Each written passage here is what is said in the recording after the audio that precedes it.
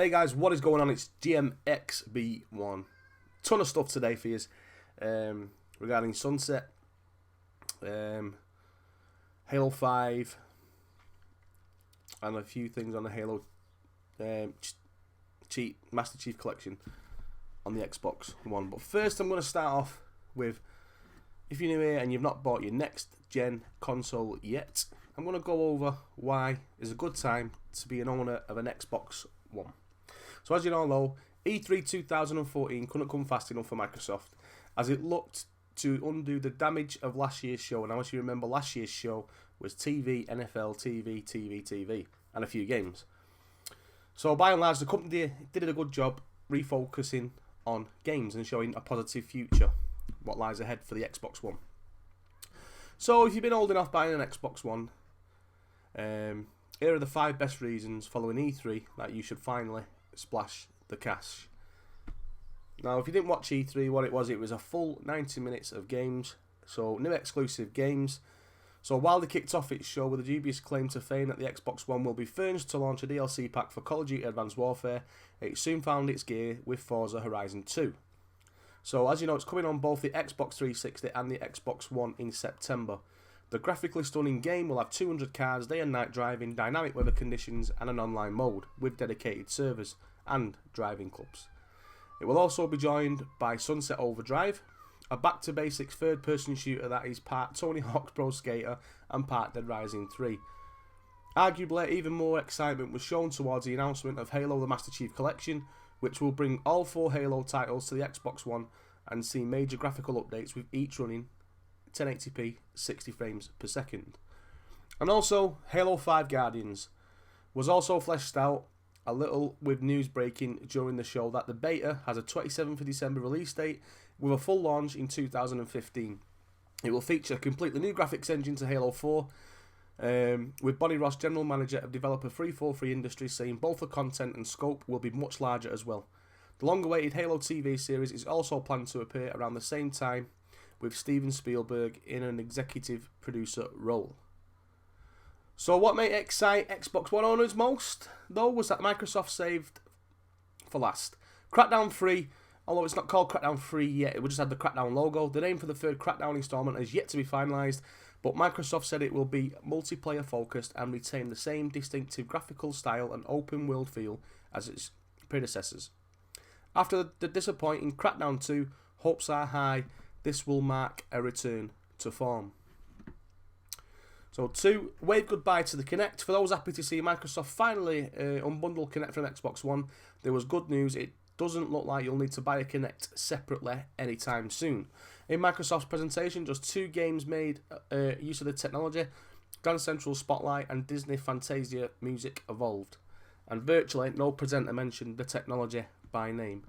So in isolation, Kinect is a remarkable system, but initially forcing it upon gamers rather than letting adoption grow organically sadly looks to have done for the once existing control system.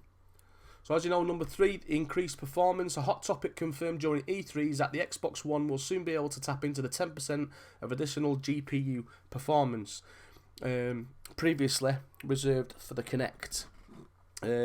These extra horses won't be accessed simply by unplugging Kinect, but rather by a new developer SDK. Whether updates for Kinectless titles will receive updates which bolster that resolution or up frames per second remains to be seen. But the good news is that you won't have to disconnect Kinect in order to access it. The SDK automatically cut it in and out as needed. Now, as you know, the Xbox One, this is for now, the Xbox One is now cheaper. Another side effect of Microsoft's decision to more or less abandon Kinect. The Kinectless Xbox One will soon go on sale for $399 or £349 in the UK, making it the same price as the PS4 for the first time.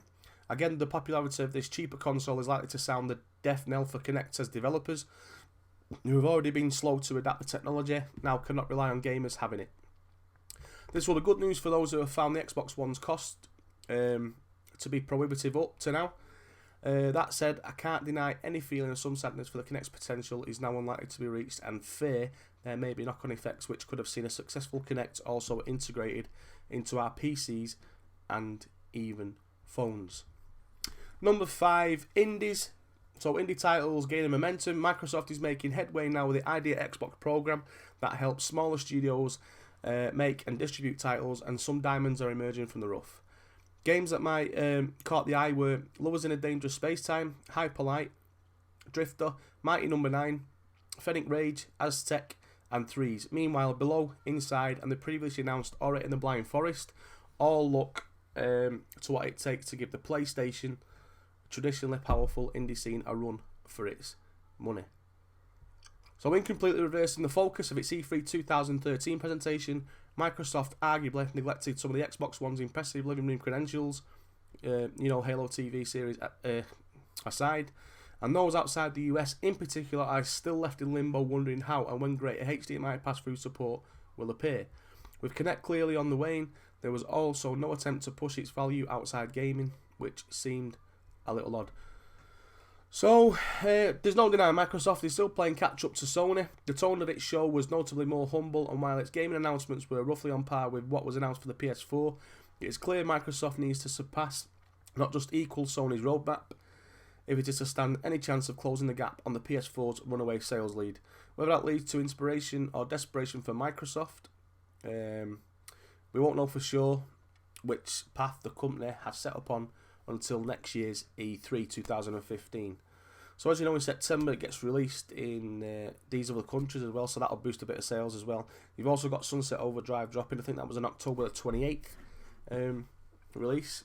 So we'll just see where that takes us, but that's the reasons if you're thinking of dabbling in a next-gen console to go with the Xbox One. The PS4 is a great system as well.